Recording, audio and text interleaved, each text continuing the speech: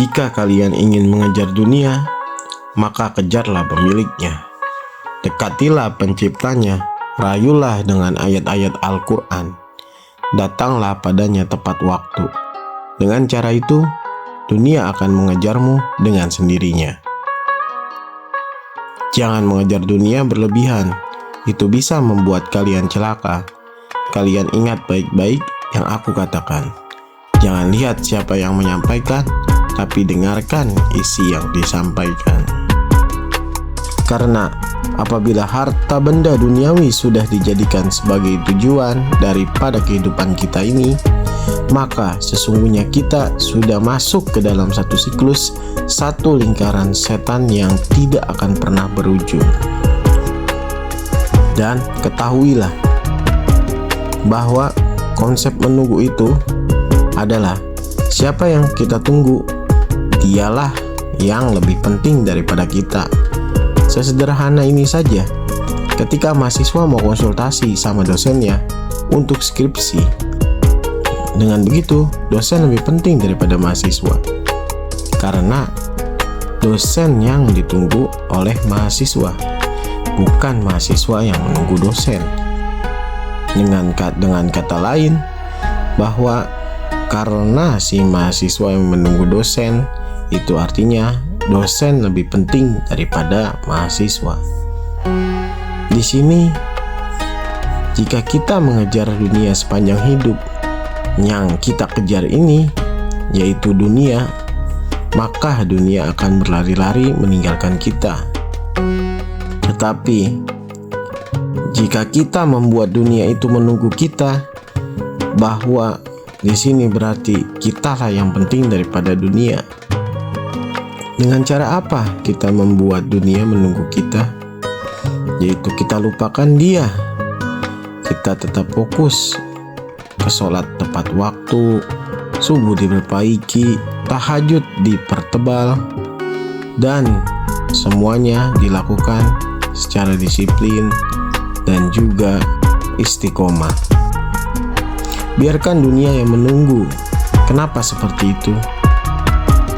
Karena kita harus tanamkan di dalam diri kita bahwa kita ini lebih penting daripada dunia. Jika teman-teman perhatikan bahwasannya dunia itu bukanlah hadiah, tapi sebuah ujian untuk kita semua.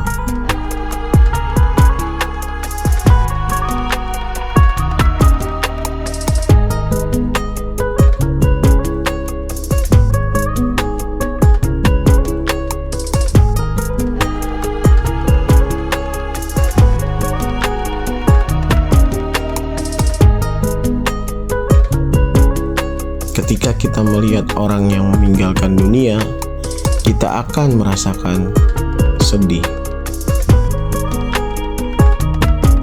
Kenapa kita bisa merasakan sedih? Karena mungkin kita berpikir pada saat itu, apakah itu akan terjadi kepada kita? Tentunya setiap yang bernyawa pasti akan mati, teman-teman.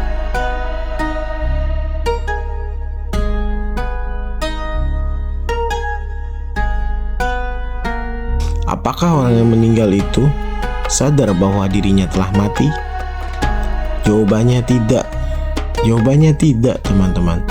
Orang yang mati tersebut, dia merasa dirinya sedang bermimpi mati. Dia melihat dirinya dimandikan, melihat dirinya dikafani, melihat dirinya disolati, hingga awalnya dia tidak menyadari bahwa dirinya itu sudah benar-benar mati. Dirinya ditangisi, diturunkan ke liang kubur. Dia merasa dirinya telah bermimpi saat ditimbulkan. Dia pun berteriak, tapi tidak ada yang mendengarnya. Apa yang ia teriakkan itu? Beberapa waktu kemudian, setelah semuanya sudah pulang meninggalkannya sendiri di liang lahat, Allah Subhanahu wa Ta'ala mengembalikan ruhnya. Dia membuka matanya dan terbangunlah dia dari mimpi buruknya.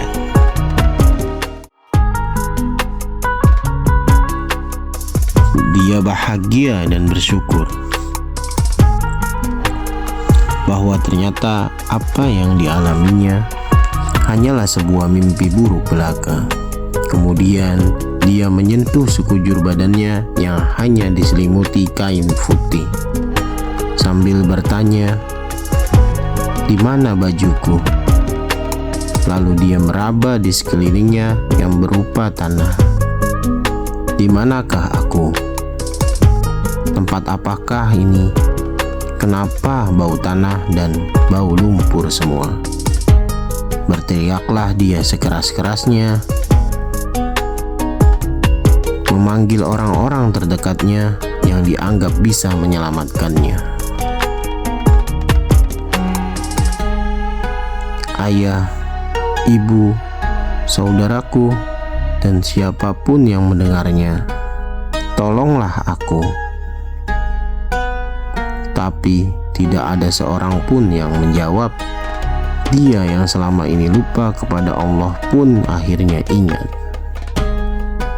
bahwa Allah adalah satu-satunya harapan yang bisa menyelamatkan dia ketika saat ini.